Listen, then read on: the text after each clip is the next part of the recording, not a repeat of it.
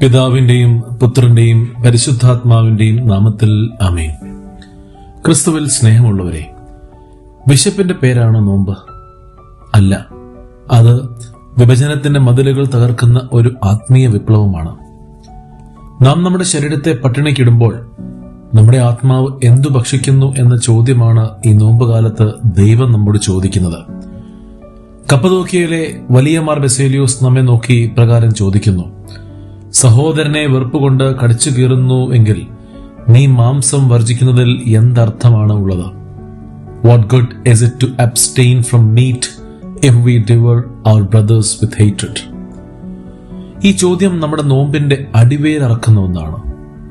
പ്രിയരെ, പാത്രത്തിലെ ഭക്ഷണം കുറയ്ക്കുമ്പോൾ ഹൃദയത്തിലെ വിഷം കൂടി ഒഴുക്കിക്കളഞ്ഞില്ലെങ്കിൽ നമ്മുടെ നോമ്പ് വ്യർത്ഥമാണ്.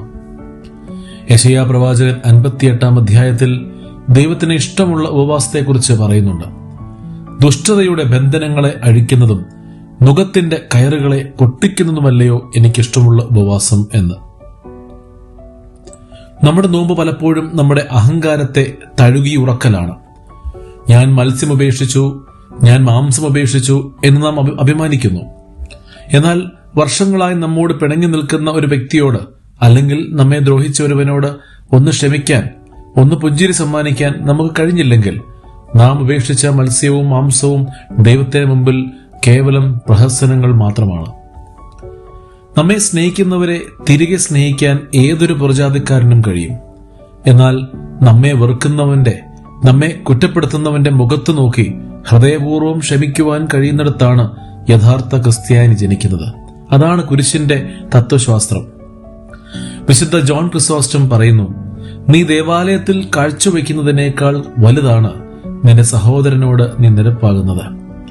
അതുകൊണ്ട് ഈ നോമ്പുകാലം ആഹാരത്തിന്റെ കണക്കെടുപ്പ് മാത്രമാകരുത്, മറിച്ച് അനുരഞ്ജനത്തിന്റെ ആഘോഷമാകട്ടെ.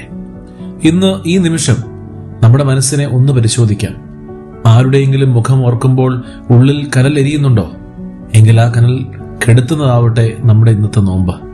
വിദ്വേഷത്തിന്റെ കയ്പുനീർ കുടിച്ചുകൊണ്ട് നമുക്ക് സ്നേഹത്തിന്റെ അപ്പമായ ക്രിസ്തുവിനെ സ്വീകരിക്കുവാനാകുകയില്ല. അതുകൊണ്ട് നമുക്ക് മാംസം വർജിക്കാം, ഒപ്പം സഹോദരനോടുള്ള പകയും വർജിക്കാം. നമുക്ക് ക്ഷമിക്കാം, ക്ഷമിക്കപ്പെടാം. ദൈവം നിങ്ങളെ ഏവരെയും സമൃദ്ധമായി അനുഗ്രഹിക്കട്ടെ. ആമേൻ.